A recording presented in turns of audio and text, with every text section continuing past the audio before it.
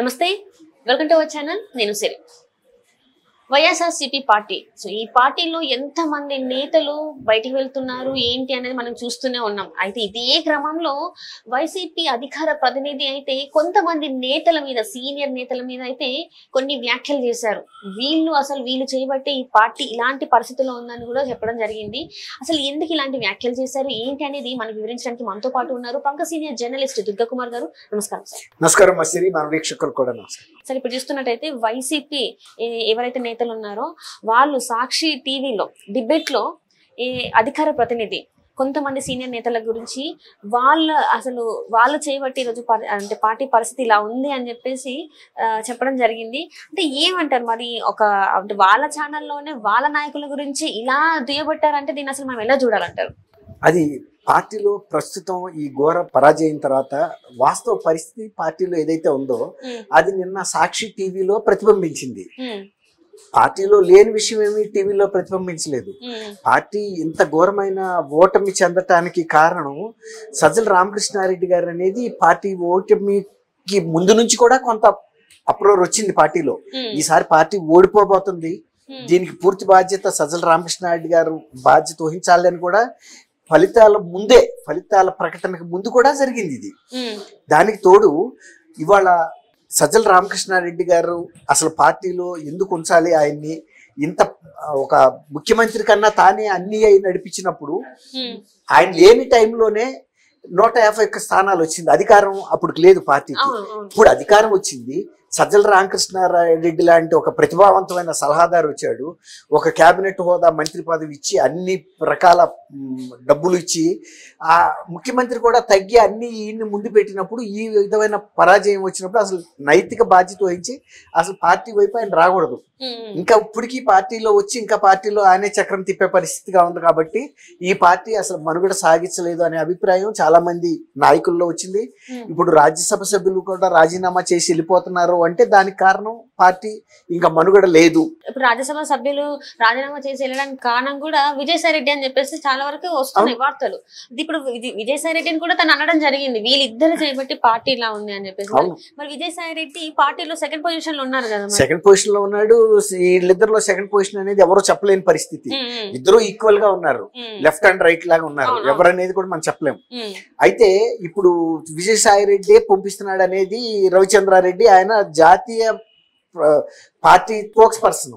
ఆయన నేను ఎవరితో మాట్లాడాడు, వాళ్ళ పార్టీ ఛానల్ సాక్షి టీవీలో పార్టీలో ఇంతకు ముందు ఒక సీనియర్ గా ఉన్న ఈయన కొమ్మినేని శ్రీనివాసరావు, ఆయన సీనియర్ జర్నలిస్టు, ఇంతకు ముందు ప్రెస్ అకాడమీకి చైర్మన్ గా చేశాడు జగన్మోహన్ రెడ్డి గారి ప్రభుత్వంలో. కానీ ఎలక్షన్ల ముందు మళ్ళీ టీవీ ఛానల్లో యాక్టివ్ గా ఉండాలని చెప్పి ఆయన ఆ పోస్ట్ కి రిజైన్ చేయించి పంపించారు సాక్షి టీవీకి. అక్కడికి నిన్న ఆయన వారించడానికి ప్రయత్నిస్తున్నాడు, కానీ ఆయన ఆగట్లేదు. ఆయన చెప్పదలుచుకుంది చెప్పేశాడు. అది లైవ్ ప్రోగ్రామ్. ఇంకోటి ఏంటంటే ఈ లైవ్ ప్రోగ్రామ్ లో ఆయన చెప్పాడు అంటే ఆయన వ్యక్తిగత అభిప్రాయం అనుకోవటానికి కూడా ఏం వీల్లేదు. బహుశా ఆయనకి పార్టీ అధిష్టానం నుంచి కూడా అనుమతి ఉండవచ్చనే నేను అనుకుంటున్నా. ఒక రకంగా ఈ విషయాలు బయటకు రావటం వలన కార్యకర్తల్లో కూడా కొంత తేట అవుతారు వాళ్ళు. ఆల్రైట్, పార్టీ కూడా ఇంచుమించుగా అదే అభిప్రాయంలో ఉంది, వాళ్ళకి రేపైనా వీళ్ళు పక్క పంపిస్తారని. ఆ పార్టీ ఛానల్లో వచ్చినప్పుడన్నా ఈ ఇద్దరు వాళ్ళ స్థానాలు గుర్తెరిగి పార్టీకి దూరంగా ఉంటారన్న ఒక వ్యూహం కూడా అయి ఉండొచ్చు అనేది అనుకుంటున్నారు. జగన్మోహన్ రెడ్డి గారు స్వయంగా చెప్పలేక ఇలా చెప్పిస్తున్నాడు అనేది. అంటే ఇప్పుడు మరి ఇది ఇన్ని రోజులు లేనిది, అంటే ఇప్పటి వరకు ఇన్ని అవినీతి అక్రమాల గురించి అండ్ మనం చూస్తున్నాం రోజుకు ఒక నేత స్టోరీ, పర్సనల్ స్టోరీ బయటకు వస్తుంది. విజయసాయి రెడ్డి గారి స్టోరీ అది మరి అది ఎక్కడికి వెళ్ళింది ఏమన్నా తెలియదు. సో ఇట్లాంటి ఈ రకమైన స్టోరీస్ వస్తున్నాయి. ఇదే జాగ్రత్త ముందు పడితే బాగుండేది కదా. అయిపోయింది. ఇప్పుడు ముందు పడితే అసలు ఇంతరాక ఎందుకు వస్తుంది? ముందు ఆయన ఊహించింది ఏంటంటే, నేను గతంలో అధికారంలో లేకుండా కూడా ఎవరు సలహాదారులు లేకుండా నేను 151 స్థానాలు తెచ్చుకున్నాను, ఇప్పుడు అధికారంలోకి వచ్చాను. ఆయన ఏమనుకున్నాడంటే, నేను చాలా సంక్షేమ కార్యక్రమాలు చేశాను, నా సలహాదారులు బ్రహ్మాండంగా మాట్లాడారు, ప్రజల్ని మనోరంజకంగా విషయాలు మాట్లాడటం వలన ఆ మిగిలిన స్థానాలు కూడా వచ్చి 175కి 175 వస్తాయనే ఒక ధీమాలో ఉన్నాడు ఆయన. ఆయన జనాలు మభ్య పెట్టడానికి చెప్పాడని అనిపించట్లేదు. ఆయనది ఏమో ఏంటంటే అధికారంలో లేనప్పుడే నేను ఆ సీట్లు తెచ్చుకుంటే 5 సంవత్సరాల పాటు నేను విపరీతంగా 2,50,000 కోట్ల రూపాయల సంక్షేమ పథకాలు అమలు చేశాను ఆయనే చెప్పాడు కదా. నిజమే అనుకుందాం. 10 లక్షల అప్పు చేసింది వేరే మాట. 2,50,000 ఇచ్చినప్పుడు మరి జనం అందరూ ఓట్లు వేస్తారు అనుకున్నాడు.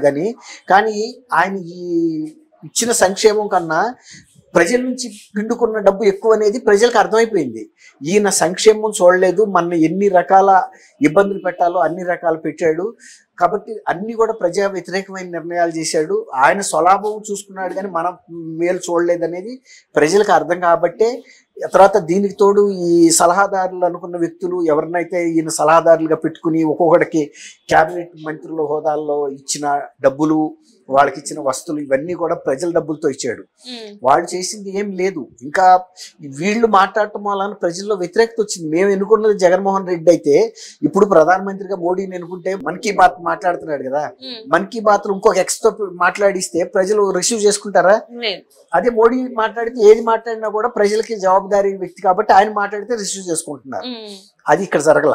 అంటే ఇప్పుడు ఏది జరిగినా కూడా ముందు సజ్జల వచ్చేసి ప్రెస్ మీట్ పెట్టడం అన్నిటికీ రావడం వల్ల జగన్మోహన్ రెడ్డి గారికి ఇంకా ప్రజలకి దూరం అనేది పెరిగిపోయింది. ప్రజల సమస్యలు ఏవి జగన్మోహన్ రెడ్డి వరకు వెళ్ళలేదు అనేది ఇప్పుడు వస్తున్నది. ఏంటంటే వీళ్ళ మధ్యన దూరం పెంచింది కూడా వీళ్ళు ఎవరైతే ఈ మధ్యలో ఉన్నారో వాళ్ళే కావాలని పెంచారన్నట్టు కూడా కొన్ని వార్తలు వస్తున్నాయి. అందుకే ఇప్పుడు ఈ రోజు ఈ చర్చ జరిగింది. నిన్న ఈయన ఈ ఎవరైతే నేషనల్ స్పోక్స్ పర్సన్ ఎవరైతే ఉన్నారో తను ఇట్లా మాట్లాడారేమో అని చెప్పేసి అనిపిస్తుంది సార్. మరి ఇంట్లో వాస్తవం అంటారా? ఖచ్చితంగా.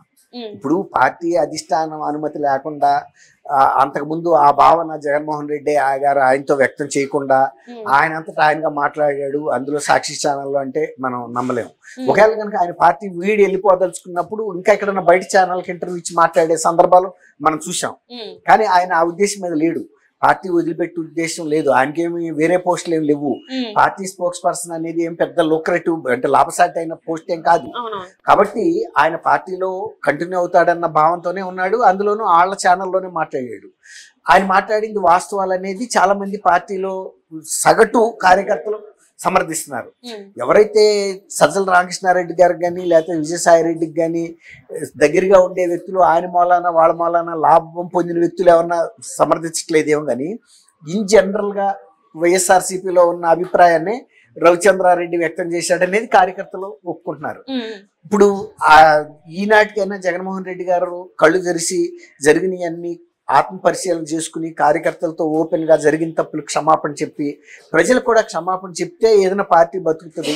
ఇంకా ఇదే సలహాదారులు అదే విజయసాయి రెడ్డి ఇట్లాంటి పాత నాయకుల్ని తీసుకొచ్చి కొత్త బాటిల్స్ లో పోసినా ఉపయోగం లేదనేది.